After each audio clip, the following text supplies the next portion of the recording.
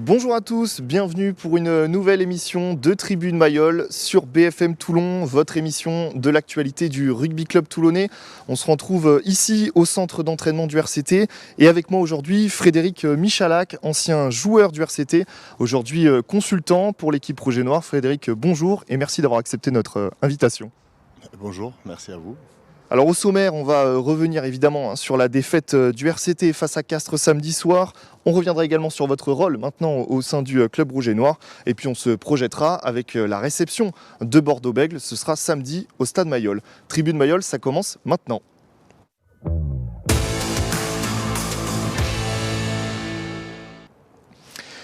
Alors on commence déjà par regarder quelques images de la défaite de Toulon, 10-22 samedi soir à Mayol face à Castres, avec un essai d'abord de Rory Cocotte avant que le RCT réponde avec un essai de pénalité.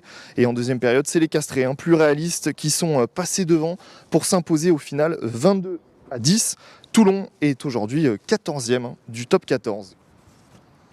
Frédéric, pour commencer, une question simple. Qu'est-ce que vous avez pensé de la prestation des Toulonnais samedi soir ? C'est assez frustrant, c'est sûr, puisque on en demande beaucoup aux joueurs et je crois qu'ils s'investissent énormément pour préparer ce genre de match.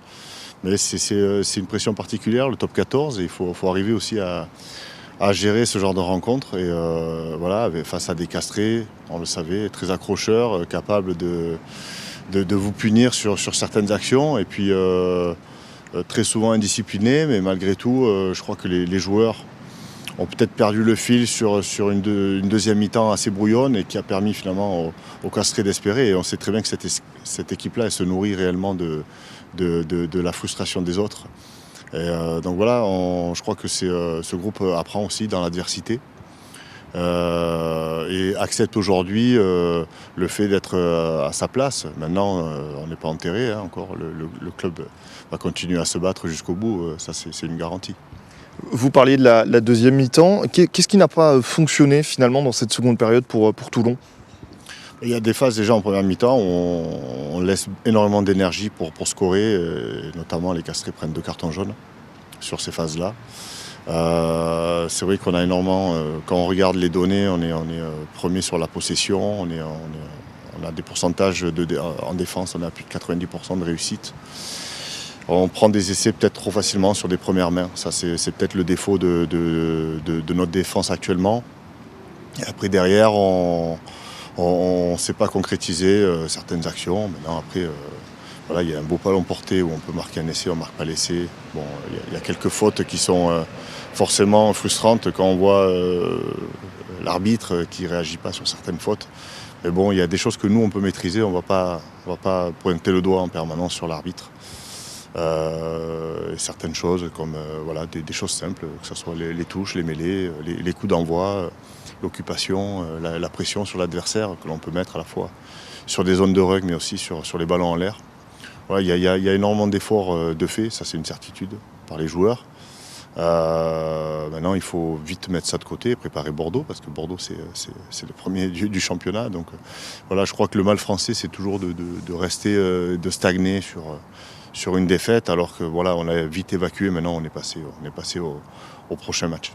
Alors vous avez un peu commencé à répondre à ma prochaine question, mais mentalement, là vous avez repris cette semaine lundi l'entraînement. Comment vous les avez trouvés, comment vous les avez récupérés ces joueurs ? Je pense qu'il y a les joueurs sont très frustrés, ça c'est une certitude. Les joueurs sont déçus. Vous savez, quand on perd un match, peu importe la manière, on ne peut pas dire que les joueurs trichent, ça c'est sûr. Il y a toujours une part de honte, une part de tristesse pour le public, une part de tristesse pour les gens qui vous accompagnent, qui aiment le club. C'est dans ces moments-là aussi où il faut se resserrer. Nous, le message, il est réellement là. C'est avant tout un club, la survie d'un club aussi, puisqu'on est dernier du championnat. Mais surtout, il faut faire front tous ensemble. Et c'est pas le moment de se tirer dans les pattes. Alors on va écouter une réaction d'après-match, c'est celle de l'ouvreur Louis Carbonel. Il parle de maintien maintenant pour le RCT. Chaque match est important, on n'a plus le droit à l'erreur. Donc pour le moment, il nous faut gagner des matchs. Donc nous, notre objectif est... Et on doit avoir du mental pour essayer d'aller chercher chaque victoire. Et maintenant, on va prendre match après match et on va pas lâcher. On comme si oui, on joue le maintien. Pour le moment, on joue le maintien, oui, et on jouera pas. On n'a pas d'autre objectif. Question simple, est-ce que vous partagez le point de vue de votre ouvreur Louis Carbonel? Est-ce que Toulon joue le maintien aujourd'hui dans ce top 14? Il ne faut pas avoir honte de le dire, hein. Oui, forcément la position, on est dernier du championnat, c'est sûr, c'est un crève-cœur de dire que le RCT est dernier du championnat, mais on peut regarder que vers le haut aujourd'hui, hein. Donc maintenant il faut se battre match après match, c'est sûr. Il y a forcément plus de stress, plus d'émotions, plus de l'environnement, le contexte à gérer dans un pays qui pue le rugby, qui vit rugby. Et donc voilà, mais c'est aussi excitant, hein. C'est des challenges qui sont excitants à relever. Il y a énormément de joueurs qui n'ont jamais vécu ça, joueurs internationaux qui n'ont jamais vécu cette situation-là, mais on apprend, hein. On apprend à travers les hommes qui entourent cette équipe-là, et on apprend aussi à mieux se connaître. Et voilà, donc il n'y a pas de bon moment pour vivre tout ce qu'on est en train de vivre. Ça reste du sport, mais je crois que les joueurs ont la capacité de répondre présent sur les matchs à venir. On va revenir maintenant sur votre rôle, vous, au sein du club que vous avez rejoint il y a maintenant quelques semaines. Concrètement, au quotidien, qu'est-ce que vous faites pour accompagner les joueurs et puis le staff de Franck Azema? J'ai beaucoup observé surtout leur manière de fonctionner. C'est les infrastructures aussi qui sont nouvelles. Tout est un peu nouveau pour moi, donc j'ai redécouvert ce club. Voilà, mon but est d'être au service des joueurs et du staff, pour essayer d'amener à la fois du contenu, des idées. Et je crois que c'est par l'échange qu'on arrive réellement à voir les choses. Voilà, j'essaie d'amener un maximum d'énergie. Je crois que ça permet aux joueurs, au staff aussi de continuer d'avancer. Et puis on fait, en tout cas j'essaie de mettre le doigt sur tous les petits détails qui pourraient nous permettre de gagner les matchs, à la fois dans la stratégie, mais aussi dans la manière d'appréhender ce genre de rencontre. Donc voilà, la partie mentale est aussi très très importante sur cet aspect-là. Moi je viens donner mon maximum, même si je ne suis pas à plein temps, j'essaie en tout cas d'être au service du RCT. Alors on va revenir également sur cette réception, la réception de Bordeaux la semaine prochaine. C'est un match en retard, Bordeaux est leader. Est-ce que le RCT doit absolument réagir face à une équipe de Bordeaux qui est un petit peu aussi amoindrie grâce aux doublons, enfin grâce ou à cause des doublons qui sont en train de se jouer en ce moment? Oui, pour votre première question, bien sûr, le RCT doit réagir, il n'y a pas de question à se poser là-dessus. C'est une obligation, c'est un devoir même, hein, de réagir. Si on ne réagit pas, c'est que vraiment il y a un problème vraiment profond. J'y crois pas. Et bien sûr, Bordeaux qui est premier du championnat, qui peut être handicapé par les doublons, mais quand on voit leur ligne derrière, qui va jouer ce week-end, voilà, c'est vraiment une grande équipe. Mais on voit que certaines équipes ne lâchent rien, hein. On voit des Perpignan, on voit des Biarritz gagner en fin de match. Donc voilà, c'est un top 14 qui est super excitant parce qu'il y a une pression. Il peut y avoir une descente aussi, donc, qui remet encore plus de pression. Donc voilà, il faut arriver à garder la tête froide. Ça va être important. Alors avant de conclure, je suis obligé de vous poser cette question. Est-ce que vous êtes prêt à travailler peut-être avec Pierre Mignoni de nouveau ici au RCT? Je n'ai pas connaissance de ce dossier-là, mais vous êtes peut-être plus connaissance que moi. Voilà, donc je sais pas. Ça vous dérangerait pas?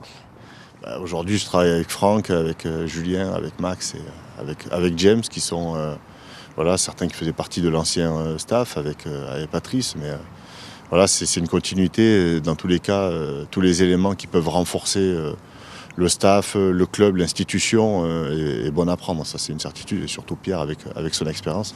Ça, je sais que les médias, vous aimez bien parler. C'est notre rôle, on est là pour ça. Allez, tout de suite, on va passer aux résultats sportifs dans la région.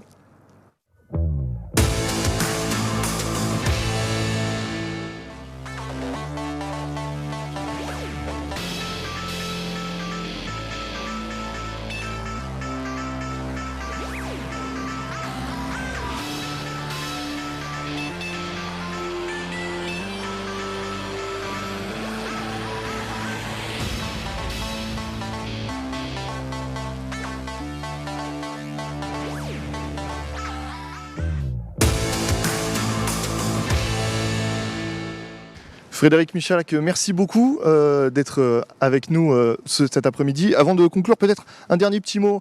J'imagine que vous avez regardé les Bleus hier et la super performance de Gabin Villière, 3 essais, homme du match. Qu'est-ce que vous avez pensé de l'ailier toulonnais ? Il a été superbe, hein, comme l'ensemble de l'équipe d'ailleurs, puisque voilà, Gabin a bénéficié de certains bons ballons, comme on dit, en tant que finisseur. Et puis il s'est créé aussi ses opportunités. Aujourd'hui, Gabin réellement a steppé au-dessus de ce qui se fait au plus haut niveau. On sait que c'est déjà un joueur qui aime le défi, qui aime aller attaquer les rucks, qui aime contester et qui en plus s'est débordé, effacer ses joueurs, faire des feintes de jeu au pied, crocheter pour marquer des essais. Donc voilà, c'est vraiment un atout pour l'équipe de France et forcément il nous manque aujourd'hui. Merci beaucoup Frédéric Michalak d'avoir été avec nous et d'avoir répondu à nos questions. On vous souhaite évidemment le meilleur pour cette suite de la saison du RCT. Et puis nous on se retrouve dès la semaine prochaine pour un nouvel épisode de Tribune Mayol.